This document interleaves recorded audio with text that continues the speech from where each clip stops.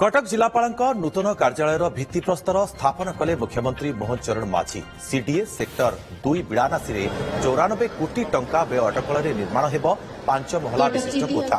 5 एकर 70 decimal परिमित स्थान में निर्माण हेब एही नुआ कार्यालय। 2.5 वर्ष मध्य यार निर्माण कार्य शेष हेब।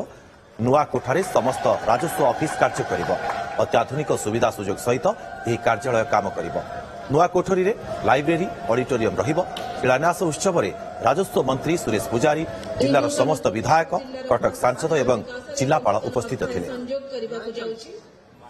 कटक जिलापाल नूतन कार्यालय ताहार भित्तिप्रस्तर स्थापना आज एठी करा जायछि।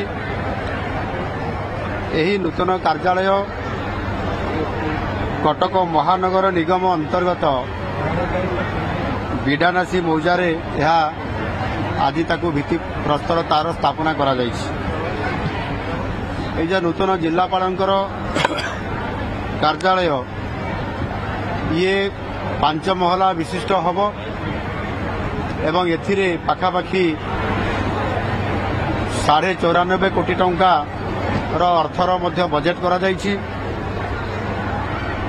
एवं कार्यक्रम आरंभ हेबा मात्रे प्राय 2.5 वर्ष ये गृह तार कंस्ट्रक्शन काम समाप्त होगा समय अवधि रखा जायछि।